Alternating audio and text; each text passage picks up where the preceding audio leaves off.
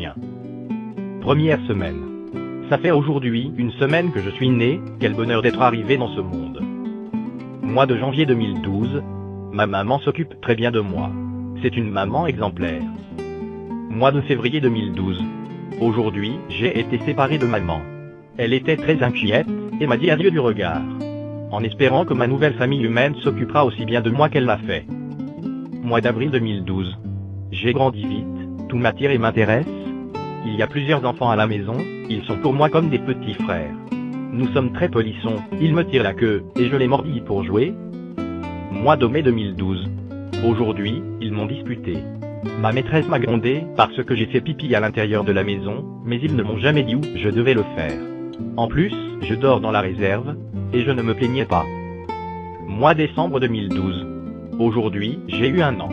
Je suis un chien adulte. Mes maîtres disent que j'ai grandi plus qu'ils ne le pensaient. Qu'est-ce qu'ils doivent être fiers de moi. Mois de janvier 2013. Aujourd'hui, je me suis senti très mal. Mon petit frère m'a pris ma balle. Moi je ne lui prends jamais ses jouets. Alors je lui ai reprise. Mais mes mâchoires sont devenues fortes, et je l'ai légèrement blessé sans le vouloir. Après la peur, ils étaient furieux, et ils m'ont enchaîné, je ne peux presque plus voir le soleil.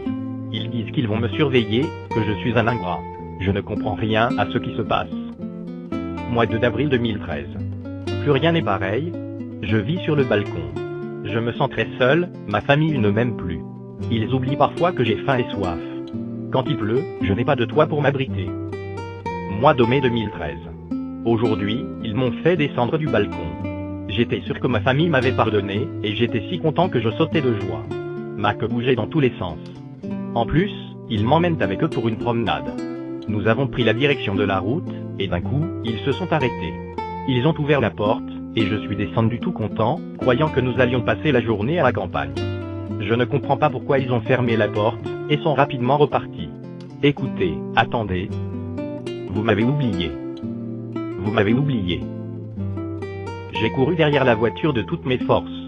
Mon angoisse grandissait quand je me rendais compte que j'allais m'évanouir, et qu'ils ne s'arrêtaient pas, ils m'avaient oublié. Mois de juin 2013. J'ai essayé en vain de retrouver le chemin, pour rentrer à la maison. Je me sens très fatigué, et je suis complètement perdu. Sur mon chemin, il y a des gens de cœur qui me regardent avec tristesse, et me donnent un peu à manger. Je les remercie du regard, et du fond du cœur. J'aimerais qu'ils m'adoptent, et je leur serai loyal comme personne. Mais ils disent juste, pauvre petit chien, il a dû se perdre. Mois de septembre 2013. L'autre jour, je suis passé devant une école, et j'ai vu plein d'enfants, et de jeunes comme mes petits frères. Je me suis approché et un groupe, en riant, m'a lancé une pluie de pierres pour voir qui visait le mieux, qu'ils disaient. Une des pierres m'a abîmé l'œil, et depuis je ne vois plus de celui-ci. Mois d'octobre 2013. Vous ne le croirez pas, mais les gens avaient plus pitié de moi quand j'étais plus joli. Maintenant je suis très maigre, mon aspect a changé. J'ai perdu mon œil et les gens me font partir à coups de balai quand j'essaie de me coucher dans un petit coin d'ombre. Mois de novembre 2013. Je ne peux presque pas bouger. Aujourd'hui, en essayant de traverser la rue où circulent les voitures, je me suis fait renverser.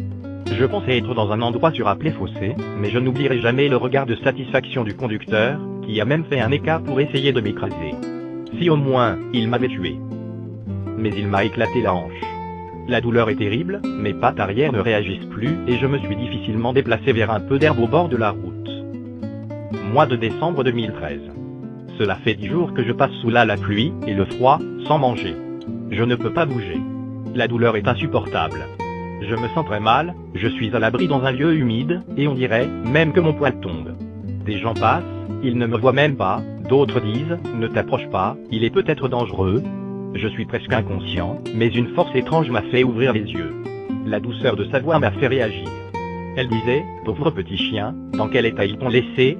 Avec elle il y avait un monsieur en blouse blanche, il m'a touché et a dit, je regrette madame, mais ce chien ne peut plus être soigné, il vaut mieux arrêter ses souffrances. La gentille dame s'est mise à pleurer et a approuvé. Comme je le pouvais, j'ai bougé la queue, et je l'ai regardé, la remerciant de m'aider à trouver enfin le repos. Je n'ai senti que la piqûre de la seringue, et je me suis endormi pour toujours, en me demandant pourquoi j'étais né si personne ne me voulait. Voici un événement réel, qui va encore se produire des milliers de fois cette année. La solution est de bien réfléchir avant d'adopter un animal. Il ne faut pas de jeter un chien à la rue au bout de quelques mois, mais il faut l'éduquer. ne transforme pas en problème une compagnie fidèle. Aidez les autres à prendre conscience et à tenter de mettre fin aux problèmes des chiens abandonnés.